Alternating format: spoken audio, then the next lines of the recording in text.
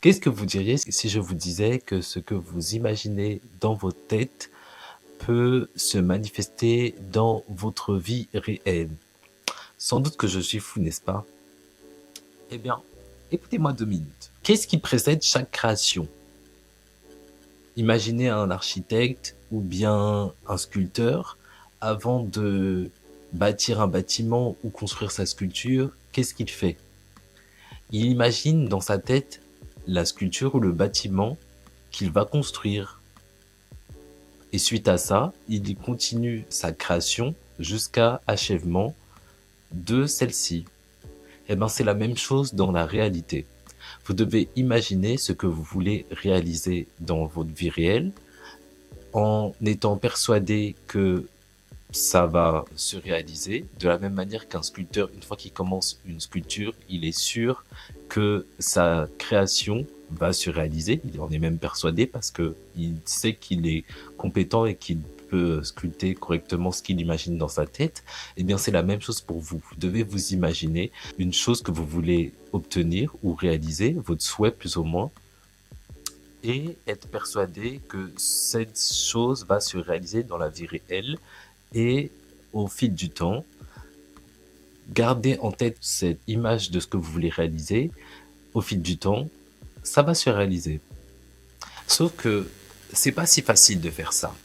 Et il y a des étapes à suivre et des moments précis où vous pouvez imaginer ce que vous voulez réaliser pour que ça se réalise plus rapidement dans votre vie. Première chose, avant d'imaginer ce que vous voulez réaliser, définissez exactement le souhait que vous voulez réaliser. Deuxième chose, vous devez vous construire une scène courte qui va suivre la réalisation de votre souhait et qui va confirmer cela. Si par exemple je souhaite rencontrer quelqu'un, eh bien je dois m'imaginer dire à quelqu'un d'autre que j'ai vu cette personne. Du coup, vous vous imaginez une scène dans votre tête qui va suivre plus ou moins le souhait une fois sa réalisation et qui va confirmer cela. Vous ne devez pas vous imaginer faire ce que vous voulez faire ou obtenir ce que vous voulez obtenir. Vous devez imaginer une scène qui va suivre la réalisation de ce que vous voulez réaliser. Une scène courte qui doit durer moins de 1 minute 30, 2 minutes. Parce que vous devez être suffisamment concentré pendant cette période-là pour que ça s'imprègne bien dans votre subconscient. Troisième chose, et c'est la chose la plus importante, vous devez être dans un état proche de celui du sommeil. Vous ne devez pas être en train de dormir, vous devez vous installer dans une pièce ou bien vous asseoir, fermer les yeux et attendre jusqu'au moment où vous êtes suffisamment proche du sommeil, mais pas suffisamment endormi pour pouvoir vous imaginer cette scène dans votre tête.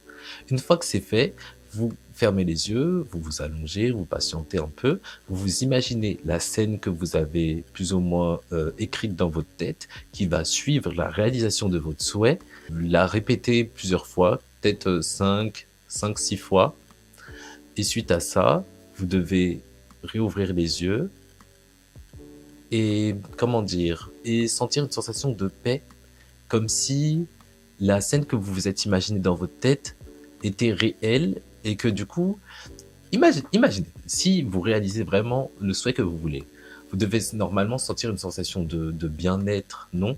Parce que vous réalisez votre désir.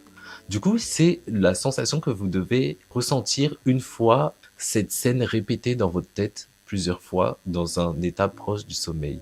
Une fois que c'est fait, vous devez être convaincu que cette scène-là s'est réellement passée dans la vie réelle et non dans votre tête. Vous ne devez pas être en mode « Oh, j'ai imaginé ça, c'est bon ».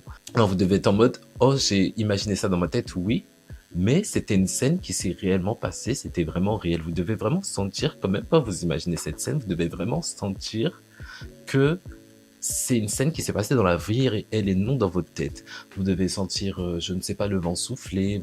Si vous, par exemple, vous touchez une table, vous devez réellement sentir la sensation de toucher cette table-là. Si vous avez une conversation avec quelqu'un, vous devez vraiment imaginer la personne, entendre sa voix comme si vous l'entendiez dans la vie réelle. Vous devez vraiment, tous vos sens doivent être concentrés comme dans la vie réelle, mais dans cette scène imaginée.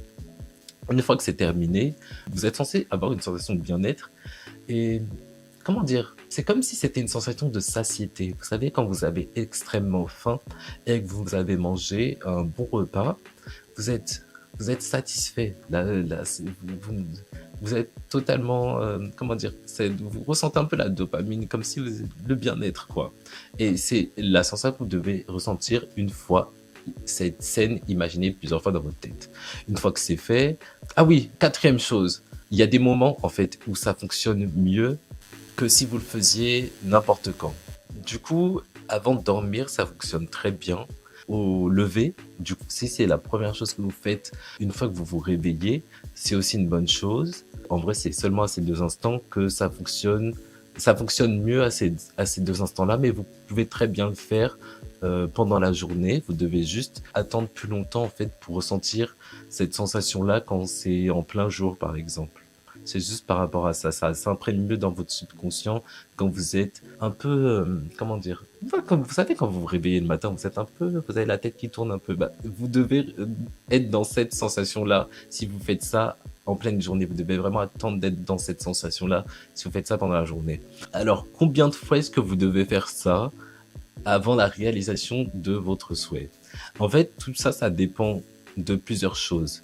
La première chose, c'est, en fait, plus vous êtes persuadé que la scène est réelle et que votre souhait, vous pouvez réellement le réaliser dans votre vie, et plus vite ça se réalisera. Du coup, en fait, ça dépend aussi de à quel point vous êtes loin actuellement dans cette réalité-là, à quel point vous êtes loin de l'objectif à réaliser. Si par exemple, mon objectif à réaliser, c'est être multimillionnaire, actuellement, je suis plus ou moins loin. Du coup, même si je fais bien toutes ces étapes-là, mon subconscient sait quand même, vu que tous les jours mon subconscient est présent, mon subconscient sait quand même que je suis plus ou moins loin de cette réalité-là. Du coup, si par exemple vous voulez matérialiser ou manifester un objet très simple, par exemple un bonbon ou un Twix, votre subconscient sait que c'est assez facile à réaliser et vous savez que c'est assez facile à réaliser. Du coup, ça, ce sera beaucoup plus rapide à réaliser que quelque chose dont vous êtes assez éloigné là actuellement. Mais ça ne veut pas dire que ça ne peut pas se réaliser. Vous devez juste continuer cette pratique jusqu'à la réalisation de ce souhait-là. Et aussi faire des choses dans la vie réelle, enfin dans votre vie de tous les jours, qui vont vous permettre de réaliser ce souhait. Si par exemple, je souhaite être millionnaire, oui, certes, je ne sais pas exactement comment, mais je dois imaginer une scène qui va suivre le fait d'être millionnaire, d'avoir réalisé ce souhait-là. Mais dans la vie de tous les jours, si je ne fais absolument rien pour devenir millionnaire, ça va être assez compliqué de réaliser ce souhait-là. Du coup, pour faciliter la réalisation de ça, vous devez quand même faire des choses qui vont pouvoir faciliter ça. Si par exemple vous voulez rencontrer quelqu'un dans la vie réelle, manifester une rencontre plus ou moins, vous ne pouvez pas vous imaginer rencontrer quelqu'un et ne jamais sortir de chez vous. Il faut faire des choses qui vont faciliter la réalisation de votre souhait dans la vie de tous les jours.